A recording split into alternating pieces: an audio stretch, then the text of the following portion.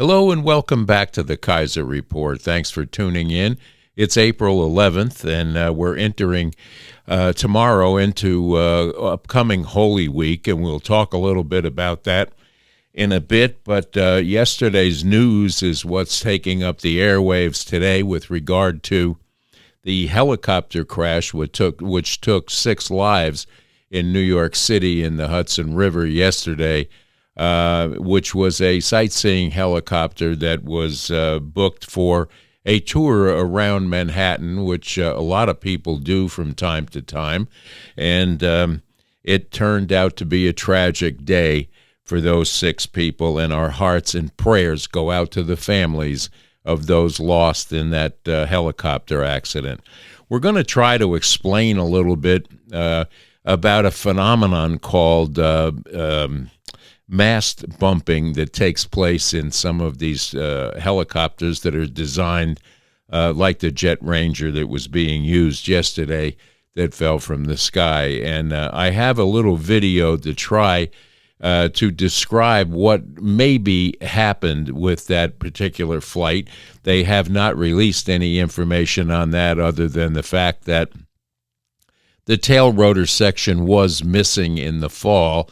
That was clearly seen in some films that were taken by someone with a cell phone, which is helpful for the NS traffic people to understand what's going on with the investigation. But you can clearly see in some of the footage that was taken that the rotor section was still flying on its own as the main body of the helicopter fell to the water below. So I'm going to try to run this for you here to give you an explanation in case you're wondering about what happened with this particular accident. And, well, let's just take a look right here.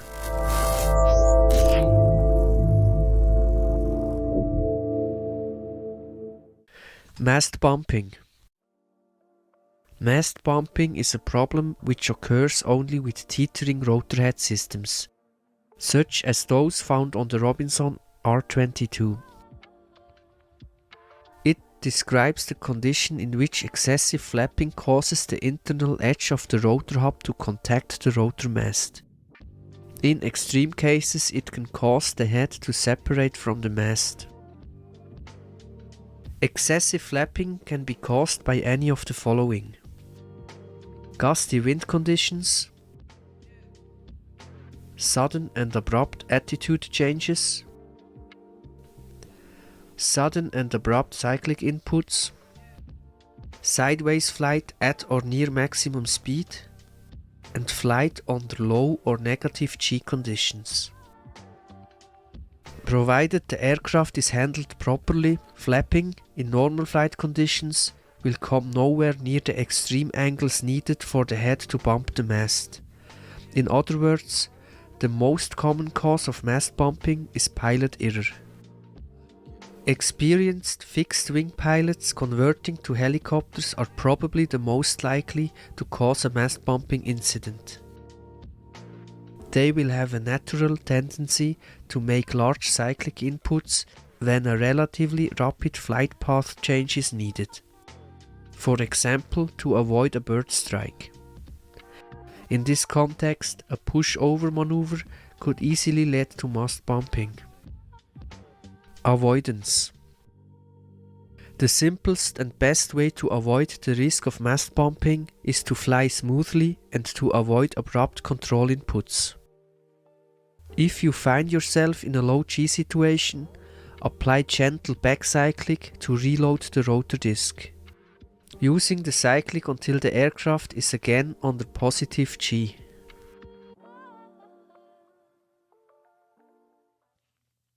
A very, very tragic thing that took place yesterday, especially entering into this beautiful season of Easter, Passover, and where it's Holy Week, and God must be looking out for some of us because it's tragic what took place, but there is hope and renewal for people when they enter the kingdom of God. Let's just hope for that. Anyway, we're looking at the stock market once again is taking precedence over everything else in all of morning news today. Some of the legacy media channels would like to make you believe that it's doom and gloom. It is not. And some numbers come out on the not only the job numbers this week were good. However, the fall of inflation is taking place. No one wants to admit that. It's all bad Donald Trump, bad Elon Musk. If you listen to these people, you'll go crazy. Just stay calm and stay steady with what your investments are, because if you continue to look at your 401k fluctuate, it doesn't mean anything. If you hold on to it, you're not going to lose anything. We tell you that here, and we told you when it was a buyer's market, and there's been sell-offs, and people are taking back their losses, and that's perfectly fine, and there's nothing to panic about there. But if you tuned into the 5, once again, you will see quickly where Jessica Tarloff had her brain broken one more time. She's just wrong on a lot of situations, but to say the economy under Trump is in the toilet, it leaves a lot to be desired. You would almost wonder where that croaky-voiced nothing of an individual is getting her information from, but why she's still on the 5 is beyond my understanding. But she is the most annoying voice and annoying person that you can possibly tune into. And usually when she's on the 5, that's when we don't watch it. But I have to, and it's a shame sometimes, because it is, her voice alone is just chalk on a blackboard and fingernails along with it. But take a look here. I think there was this concern among some folks that Donald Trump would come in for a second term and kind of be a lame duck. He ain't no lame duck. If anything, he's a soaring eagle. What am I talking about here? Let's talk about Trump executive orders in 2025. He's already signed 111 so far. That is the most at this point in a presidency in at least 100 years. Jessica, how do you explain Harry Enton saying that Trump is a soaring eagle, not a lame duck? Well, there was another Harry Enton segment a little bit later where he said that Trump's economic approval, it's the worst ever for a president at this point. So that feels kind of ostrich. Well, he's a soaring eagle that he's signing so many executive orders. So soaring eagle in terms of not wanting to deal with Congress and wanting as much executive power as possible. But the thing that really matters and that got him elected was how he was going to manage the economy, and that's in the toilet. So that's fallen 20 points since inauguration. Majorities oppose tariffs. 70% say that they're going to raise prices on us, which is how tariffs work. Jesse? Is the economy in the toilet? A little bit. Like how many variables are you looking at? Are you just looking at the stock market? Well, no, I think it does matter that we've lost trillions. Are you looking at inflation, the price of eggs, your gas? Because I always love how libs now use the stock market as the single variable for the economy. No, it's not the single variable. But the thing that really matters and that got him elected was how he was going to manage the economy. And that's in the toilet. Is that so?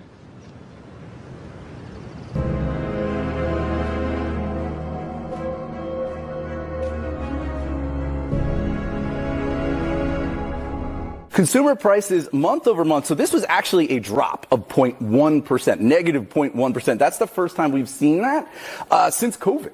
Year over year, the annual inflation rate was at 2.4%. This was also better than expected and a 6-month low, moving in the right direction. As far as why this happened, there's a few drivers. One thing that really played a role here, as you can see the trend here, the inflation rate dipping a little bit. One of the drivers was energy. The fact that gasoline prices did not move up like they usually do in the month of March. How he's going to manage the economy, and that's in the toilets. Hopeful news at gas pumps across the nation this midday. The nation's average price for a gallon of gas has fallen for the fourth straight week. National average hovering about $3 a gallon, 10 cents below what it was last month.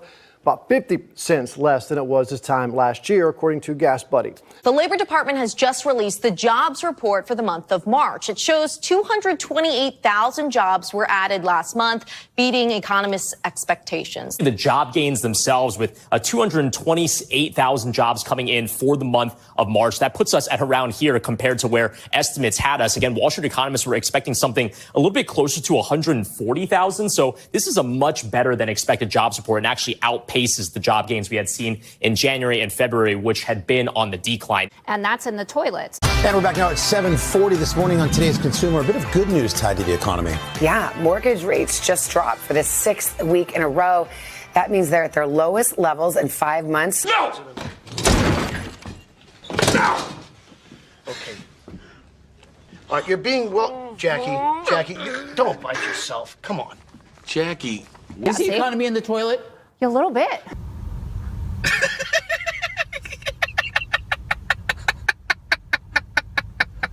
She's gonna do it, man.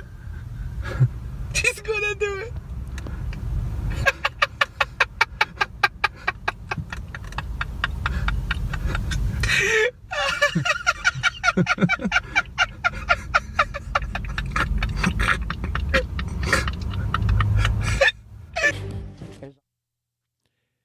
So she's there, she's misinformed, and she sits with a panel of people that are educated enough to bring her back into reality. Will she accept what they tell her?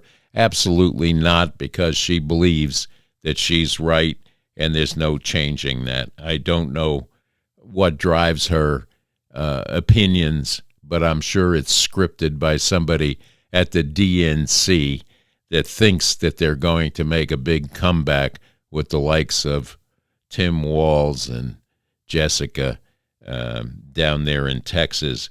That is no help to that party at all.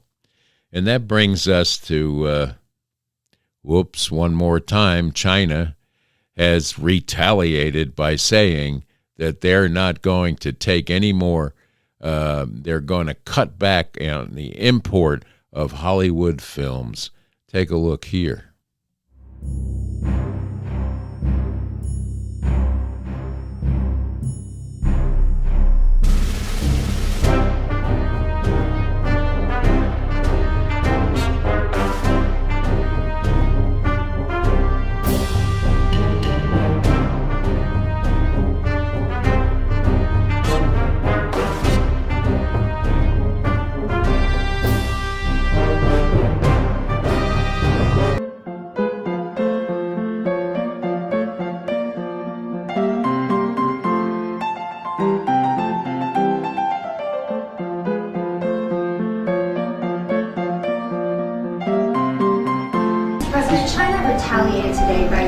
The number of American films that can be shown there. What's your reaction to them now targeting cultural exports from the United States? I think I've heard of worse things.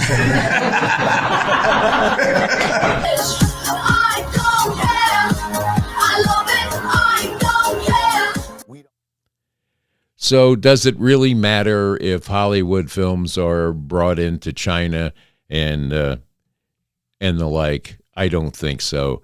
I believe that there will be negotiations between Xi Jinping and Donald Trump before too long, because it cannot continue this way. He knows it, and Xi Jinping knows it, so we'll see what takes place in the next couple of weeks coming up.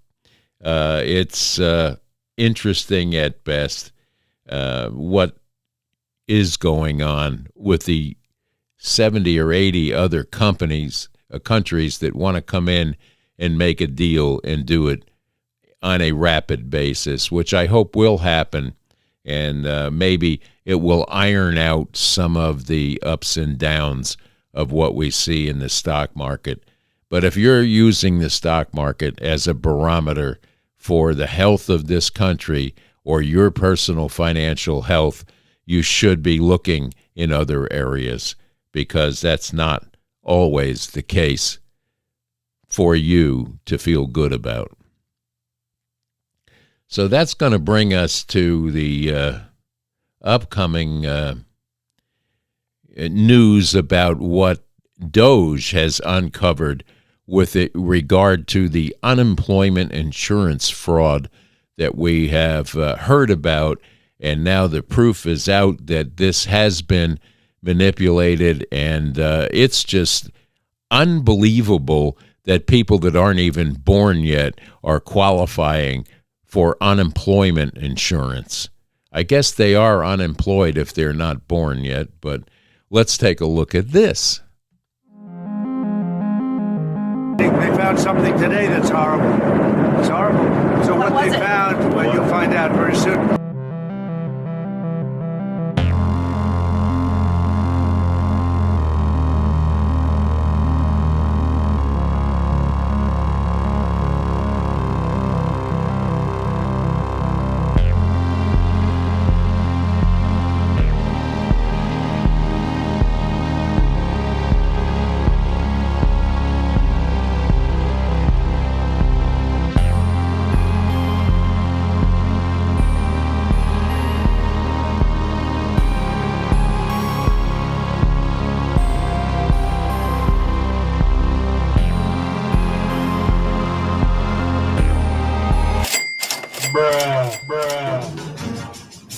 Oh my God. They found me. I don't know how, but they found me.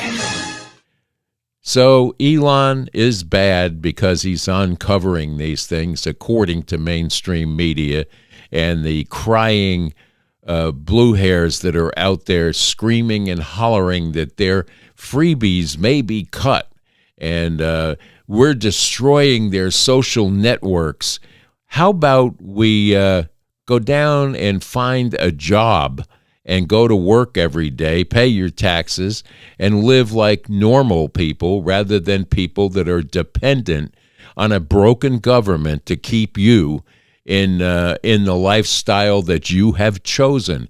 Because if you're not going to work and you want to complain about not having any money, this is a lifestyle that you have chosen. No one did that to you, no matter what color or race or creed you are. No one did this to you. Your lifestyle choices are choices that you personally make, and this is how you live your life. So let's not blame the government or DOJ or Elon Musk or the president for all of your problems, because they are not your problem. You are your problem. And when you realize that and act normal, then good things will come. But you have to put time and effort and work into being successful. No one is going to come into your home, especially a government, and do that for you. And if that's what you're sitting there waiting for, the social programs are going to be cut and trimmed back to a reasonable amount of help that is going to be given to the people that are in special needs of that help, not just because you don't want to work. And when you realize that, you'll get a job and you'll act like everyone else around you has to, and then garner the niceties in life that you can afford to buy because you've worked hard for it. And no one is just going to give it to you. So come to that realization and you'll feel good. That's going to bring us into, we're embarking on Holy Week here, which is the Easter celebration. And the celebration starts with Palm Sunday. We talked a little bit about this yesterday. And for those of you that are celebrating Passover, which is beginning, I guess, at sundown tonight, we wish you all of the best and a very happy Passover celebration. And then Sunday brings us Palm Sunday for the Christians who celebrate Holy Week. And Holy Week is not as morose as everyone may think it is.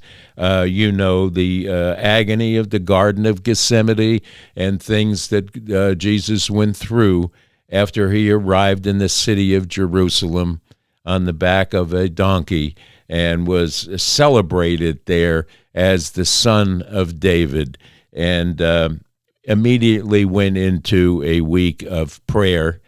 I want you to understand something that I had learned about Easter a long time ago. Easter celebrates the power of hope and renewal. And we are witnessing hope and renewal in our lives every day right now with the situation around the world that is going on. There's hope and renewal in ending of wars. There's hope and renewal in the reclaiming of our beautiful Constitution here and living our lives as Christians lived their lives back in those days as well. Jesus went through a lot this coming week, and we all know that it ended in the crucifixion and the rising of Jesus on Easter Sunday when the stone was rolled back. We all have stones to roll back, and we need to look at this as a time of renewal, a time of love, to where someone would sacrifice their life to pay for your sins, and then we as a nation and as a world of people go around and continue to sin against everything that was taught to us by Jesus Christ on his time on earth and ignored by some. We have let the devil make his way through this world, and it's evident in every day when you look at a war or a war-torn city or people that are just out and out bent on doing criminal things in this nation and around the world, that we wonder what happened. What happened is we lost our hope and we lost our renewal process of realizing that we need to be more cognizant of the true meaning of what Jesus went through during this Holy Week.